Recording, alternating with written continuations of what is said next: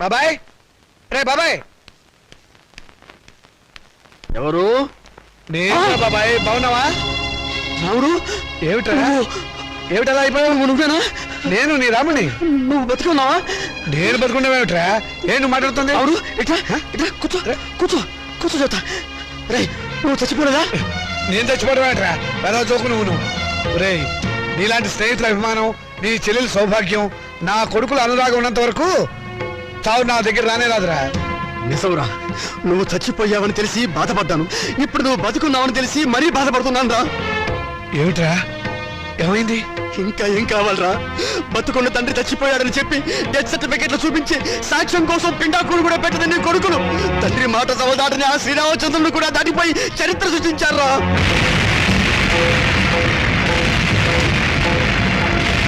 నేను చచ్చిపోయాని చెప్పి నా కొడుకులు పిండాకుడు కూడా పెట్టారు. ఇంకా నయం, బతుకుండగా నీకు కూడు పెడతారో లేదో తెలియదు కానీ నీకు పిండాకుడైనా పెట్టినందుకు సంతోషించు.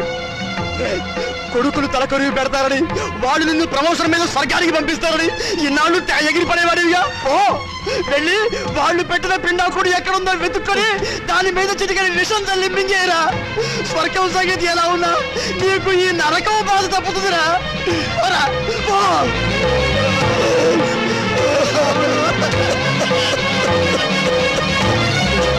ఇల్లు కూడా నేను చచ్చినట్టు దొంగ సర్టిఫికెట్ సృష్టిస్తారా? నా పీఎఫ్ నా పెన్షన్ తీసేసుకుంటారా? మిమ్మల్ని నువ్వు చావా? రేపు నువ్వు చేస్తే పీఎఫ్ మాకెవరా? ఎప్పుడు బ్రతికుండడానికి నువ్వు ఆయన అమృతం తాగేవా? మిమ్మల్ని అడిగి పారేస్తాను, చంపి పారేస్తాను. నా పాలించడానికి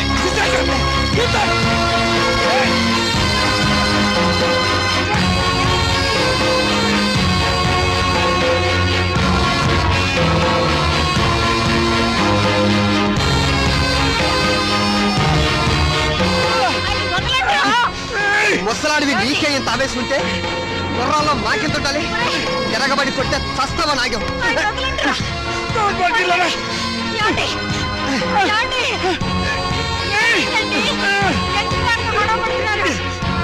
మర్యాదగా బయటకు వెళ్తావా లేదా?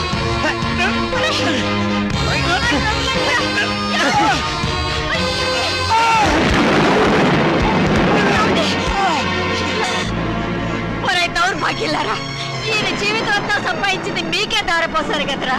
ఎందుకురా మీ నాన్నను మోసం చేశారు? లేకపోతే మమ్మల్ని మోసం చేస్తారని. లోకులు కాకులై కూస్తే రేపు మీ మనసు మరి మీ కూతురికి ఆస్తి పంచాలనే ఆలోచన మీకొస్తే మాకు అదేం కావాలి? అందుకనే మిమ్మల్ని కావాలని తీర్థయాత్రలకు పంపించి ప్రపంచం దృష్టిలో మీరు చచ్చారని నమ్మించాం. అందుక మమ్మల్ని తీర్థయాత్రలకు పంపింది. లేకపోతే తీర్థయాత్రలకు వెళ్ళి పుట్టడు పుణ్యం మూట కట్టుకొస్తారానే?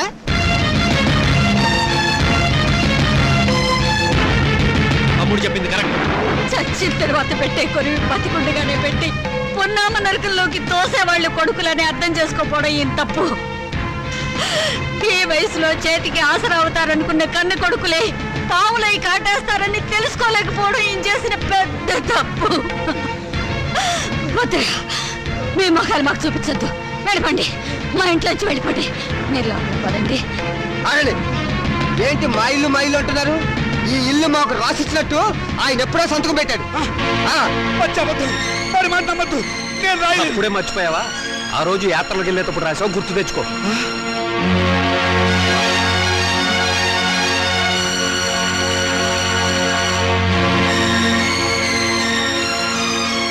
సీత, నీ కొడుకులు పెద్ద కుట్ర చేశారు, నమ్మించి మోసం చేశారు. ఏంటి ఏదో పెద్ద మోసం చేసినట్టు మాట్లాడతారు? మర్యాద కుక్కలా ఒక మూలం పడి ఉండండి. ఇంత పిండం పడేస్తాం. చేస్తే సంవత్సరానికి ఒకసారి పిండం పెట్టాలి. బతుకున్నారు కాబట్టి రోజుకు 2 సార్లు పిండం పడేస్తాం. ఎందుకంటే మమ్మల్ని కని చచ్చారుగా.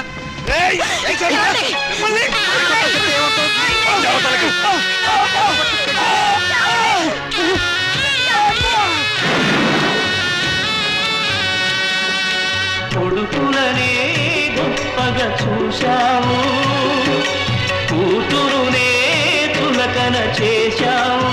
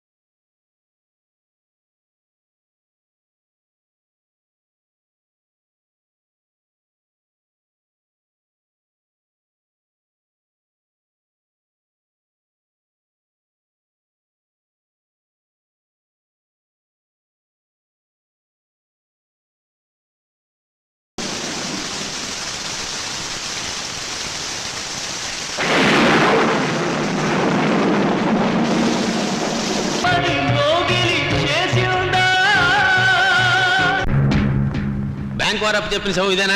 అవును సార్. కట్టెందుకో డొక్క నుంచి గుట్లు వేసి పోస్ట్ మార్టం అని చెప్పి సర్టిఫికేట్ ఇచ్చేద్దాం. సార్ ఈ శవం ఊపిరి పీలుస్తుంది, ఇతను బతికేమన్నట్టున్నాడు సార్. షటప్! నా కెరీర్ లో బతికిన వాళ్ళని బతకలేదు, చచ్చిన ఈ శవాన్ని బతికిస్తానా? నన్ను డిస్టర్బ్ చేయకుండా బతికాడు. Get out! నేను బతికే ఉన్నాను సార్. నిజంగా? నిజం సార్. బ్యాంక్ వాళ్ళు అప్పెక్కొట్టడం కోసం శవంలా నటిస్తున్నాను సార్. అదే సంగతి ముందుగానే చెప్పు, లేకపోతే టెన్షన్ ఆపుకోవాలి. నిజంగా చెప్పేసామండి. మీరు ఆ టెన్షన్ ఆపి అటువైపు చూడండి సార్, నాలాంటి వాడే అక్కడ ఇంకొకడు ఉన్నాడు.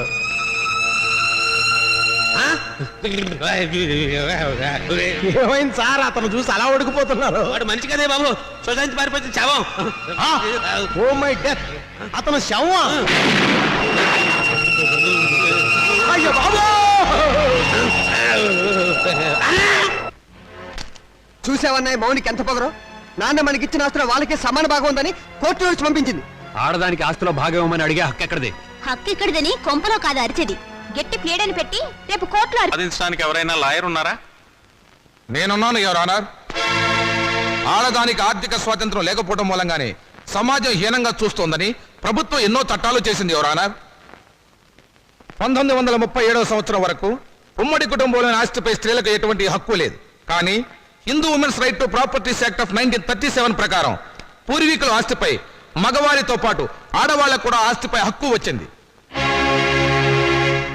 కానీ ఆ హక్కు ఆస్తిని అనుభవించడానికే తప్ప అమ్మటానికి గాని ఇతరత్రా ఉపయోగించుకోవడానికి గాని వీల్లేదు. హిందూ సక్సెషన్ యాక్ట్ 1956ను ఆంధ్రప్రదేశ్ ప్రభుత్వం వారు కొన్ని సవరణలు చేశారు. 1988వ సంవత్సరంలో యాక్ట్ 13 ప్రకారం మరికొన్ని సవరణలు చేశారు. అందువల్లే స్త్రీలకు పురుషులతో పాటు ఆస్తిలో సమానమైన హక్కు, సమిష్టి కుటుంబ ఆస్తిలో భాగవడికే హక్కు వచ్చింది. నా క్లయింట్ ఆ హక్కుతోనే కోర్టుకు వచ్చింది యువర్ ఆనర్. ఇలా కోర్టుకెక్కే ధైర్యం లేక మగవాళ్ల దౌర్జన్యానికి బలైపోతున్న ఆడవాళ్లకు దారి చూపించడానికి ఈ కేసు చక్కని ఉదాహరణ. అయితే యువర్ ఆనర్, నా క్లయింట్ నాన్నగారి ఆస్తిని వాళ్ళ అన్నలు పంచుకొని నా క్లయింట్కు అన్యాయం చేశారు. కనుక యువర్ ఆనర్, చట్ట ప్రకారం నా క్లయింట్కు రావాల్సిన ఆస్తిలోని సమాన వాటా ఇప్పించవలసిందిగా కోర్టు వారిని కోరుతున్నాను. మీ వాదంతో మేము అంగీకరించాం. మీ క్లయింట్ అన్నలు స్వాధీనం చేసుకున్న ఆస్తిని యువర్ ఆనర్, ఈ కేసులో ప్రతివాదులైన రాజాకుమారులు నాకు వకాల్తా ఇచ్చారు. నా వాదన కూడా తమరు వినాలి. ఆస్తిని పంచడంలో మీకేమైనా అబ్జెక్షన్స్ ఉన్నాయా? ఉంది యువర్ ఆనర్. నా క్లయింట్స్ తండ్రి రామచంద్రయ్య గారు ప్రముఖ పారిశ్రామికవేత్త చలపతిరావు గారి దగ్గర 3 లక్షల రూపాయలు అప్పుగా తీసుకున్నారు. అది వడ్డీతో కలిపి 4 లక్షల రూపాయలైంది. దానికి సంబంధించిన నోటు తమకు సమర్పించడం జరిగింది యువర్ ఆనర్. ఆస్తి హక్కే కాదు, అప్పుల్ని పంచుకోవలసిన బాధ్యత కూడా అందరి మీద ఉంది. రామచంద్రయ్య గారి ఆస్తి విలువ మొత్తం 4 లక్షల రూపాయలు. దాని 2 కూతుళ్ళు 2 కొడుకులకు సమానంగా పంచితే తలకొక లక్ష వస్తుంది. అదే అప్పును పంచితే ఒక్కొక్కళ్ళు 1 లక్ష తీర్చవలసి ఉంటుంది. ఆ అప్పును నా క్లయింట్స్ ఆల్రెడీ తీర్చేశారు గనక ఇక మాలతి మౌనికలకు ఆస్తి పంచవలసిన అవసరం లేదు అని కోర్టు వారు గమనించవలసిందిగా వేడుకుంటున్నాను. నాన్న, నన్ను నిజం చెప్పనివ్వకుండా తల వంచుకునేలా చేశావు. వాళ్ళు లేని అప్పులు సృష్టించారు. నువ్వు బ్రతికే ఉన్నావని కోర్టులో ఒక్క మాట చెప్పుంటే వాళ్ళ బ్రతుకుల్లో బాంబు పడేది. బ్రతుకున్న నిన్ను చంపి పిఎఫ్ కాజేసిన నేరానికి జైలు కూడా తినేవాళ్ళు. కోర్టులో నిజం చెప్పవద్దని నువ్వు అడ్డుపడ్డావు. మా స్వేచ్ఛని, మా ఆనందాన్ని, మా బ్రతుకుల్లో కొడుకుల కోసం తాకట్టు పెడితే గానీ నీకు తృప్తిగా ఉండదు. చిచ్చి, మీ అమ్మ నిన్ను కనకుండా ఉండుంటే మేమంతా హాయిగా ఉండేవాళ్ళం. నాకే ఎంచక్కా పెళ్లి కాకుండా కడుపు తెచ్చుకుని పిల్లల్ని కంటాను. కానీ అది మీకే చెడ్డ పేరు.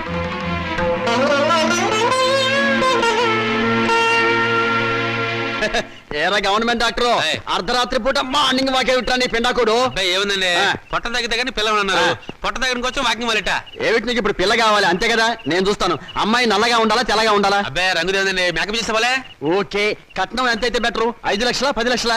ఓ 10 లక్షలు తెచ్చేసా. ఓహో, ఇప్పుడు అడ్వాన్స్ గా ఎంత ఇస్తావు? పెళ్ళప్పుడు ఎంత ఇస్తావు? ఏంటి కట్నం నేను వాళ్ళ? మరి 10 టన్నుల బరువు ఉంటావు. నిన్ను హనీమూన్ తీసుకెళ్ళడానికి లారీకి రోజుకు 10,000 అవుతుంది. నెలకు లారీ ఫెయిల్ అవుతుంది. నీతో సంసార భారాన్ని మోయడానికి సంవత్సరానికి 10 లక్షల కూలీనే అవుతుంది. నీకు ఎదురు కట్నం కూడా ఇవ్వాలా? సరే సరే, ఇంటికి ఎవరమ్మాయి? మొన్న శ్మశానం నుంచి లేచిపోయాడే ఆయన కూతురు. ఓహో, ఆయన కూతురా? మరి ఇప్పుడు ఎక్కడుంది? ఏవో అన్ని చోట్ల గుంటలు తీస్తే గానీ ఆ అమ్మాయి ఎక్కడుందో బయటపడదు. అంటే ఆ అమ్మాయి కూడా సమానా? మరి నిన్ను బతుకున్న వాళ్ళు ఎవరు చేసుకుంటారా?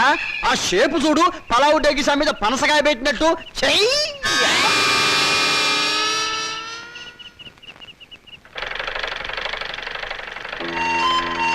నమస్కారం అండి. ఇదిగో పరాయి మనుషుల అండీలు నమస్కారాలు ఏమిటి? ఏదో మర్యాద. అమ్మగారు లేరా? లేదు, మౌనికతో కలిసి గుడికి వెళ్ళింది. ఓహో, అన్నట్టు చంద్రం, నువ్వు ఇచ్చిన రుక్మిణి కళ్యాణ పుస్తకం చిరిగిపోయింది తెలుసా? అలాగా? ఉమ్, కొత్తది తీసుకొస్తాను, బాధపడకండి. నాన్నగారు లేరా? లేరు. ఏ ఎందుకని? ఏం లేదు, నిన్నొక సన్యాసి కనపడి పెళ్లి కావడానికి ఒక మంత్రం చెప్పాడు. అదేంటో నాకు చెప్పవా? అది రహస్యంగా గదిలోనే చెప్పాలి. నిజంగానా? అయితే పూజ గదిలో చెప్పు. రా. అలాగే, పద.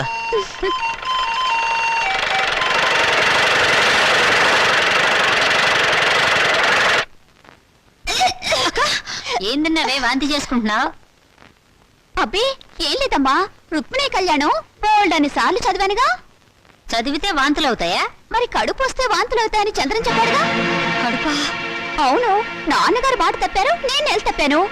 ఎవరక్క? ఎవరు చేసరి పని? ఇంకెవరు?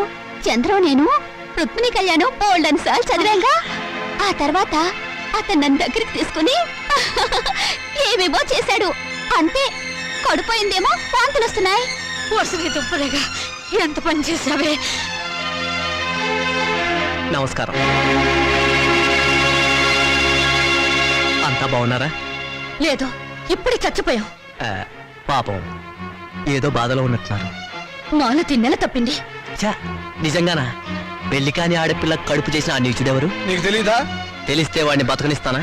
మానతని గర్భవతి చేస్తుంది నువ్వు కదా? అదే అడుగుతున్నాను. ఆ పని చేసింది నేనేనా, ఇంకెవడైనా ఉన్నాడా? నార్మల్! ఎంత ధైర్యం నీకు! ఆ అమాయకుల జీవితాన్ని నాశనం చేసింది చాలక తెలివిగా మాట్లాడుతున్నావా? నిన్ను ముక్కలు ముక్కలు నరికేస్తాను. వదిలిపెట్టు నాన్న. ఇటువంటి వాడిని బ్రతకనివ్వకూడదు. వీడిని చంపేస్తాను. అవునుగా. చూడండి, ఇప్పుడు కావాల్సింది ఆలోచన కానీ ఆవేశం కాదమ్మా. మొదట ఆ అమ్మాయికి ఎంత ఖర్చు అయినా కడుపు తీయించండి. లేకపోతే నా కాళ్ళు కడికి పెళ్లి చేసి 2 లక్షలు కడుపు చేసినందుకు కానుగ్గా ఇవ్వండి. మీ వల్ల కాకపోతే నన్ను చంపేసి కడుపులో ఉన్న ఆ బిడ్డకి తండ్రి లేని వాడిని చేయండి. ఆ తరువాత తలమాసిన మీ అక్కకి తెల్లచీర కట్టి కలకాలం కళ్ళను పెట్టి చూసుకోండి. ఏ పని చేసినా తెలివిగా చేయండి అమ్మా. మరి వస్తాను మామయ్య గారు. వస్తాను అత్తయ్య గారు.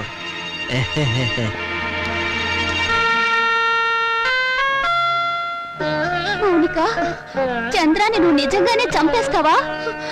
మరైతే అప్పుడు తాళి తెంచేయడానికి అతను నా మెళ్ళ తాళి కట్టలేదుగా. పోన్లే, చంద్ర చెప్పినట్టు నిజంగా తెల్ల చీరైనా కట్టుకుంటాను.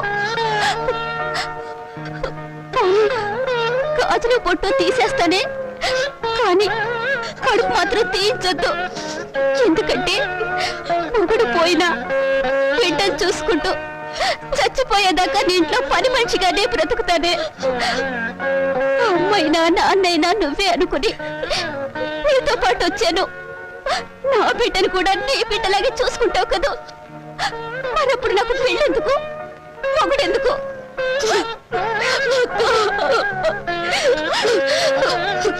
నువ్వేం బాధపడకక్క. ఎన్ని కష్టాలైనా నష్టాలైనా నీకు మాత్రం అన్యాయం జరగనివ్వను. ఆ చంద్రంతోనే నీ పెళ్లి నేను చేస్తాను. మౌనిక, నీకు కావాల్సింది 2 లక్షలే కదా, నేను ఇస్తాను, సరేనా? నువ్వా? ఏ, నేను ఇవ్వకూడదా? వద్దు, ఇప్పటికే నువ్వు నాకు చాలా సహాయం చేశావు. నీకు సాయం చేసి నేను దివాళా తీశాను. అది కాదు, నువ్వు ఇలా సహాయం చేస్తుంటే 10 మంది ఏమంటారు? అన్ని నువ్వే అనుకుంటున్నావు, అన్ని నువ్వే అంటావు. మంచి పని చేస్తే చెడుగా వాగేవాళ్ళు చాలా మంది ఉంటారు. వాళ్ళ కోసం కాదు, మన కోసం మనం బ్రతకాలి. నిన్ను బాధ పెట్టాలని కాదు శ్రీకాంత్, మనంగా గుర్తింపు పొందాలని. నిన్ను బాధ పెట్టుంటే ఐఎమ్ సారీ. ఇక నీకు సారీ చెప్పే అవసరం ఉండదు. ఎందుకని? నేను బిజినెస్ పని మీద అమెరికా వెళుతున్నాను. 6 నెలల వరకు తిరిగి రాను. అన్ని రోజులే? ఏ, నా డబ్బు అవసరం లేనప్పుడు ఎన్ని రోజులుంటే నీకే? అది కాదు, అక్కడ అమెరికా పిల్ల నిన్ను లాగేసుకుంటే? ఆహా,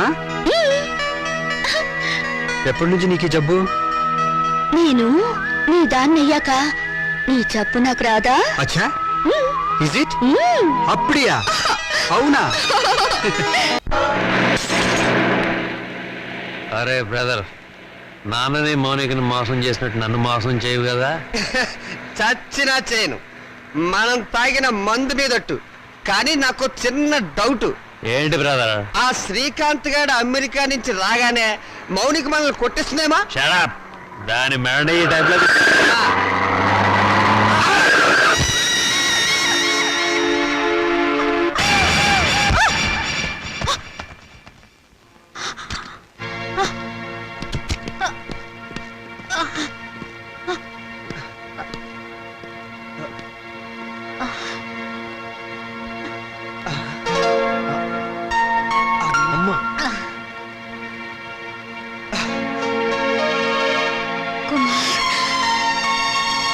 రాజా మాతృదేవోభవ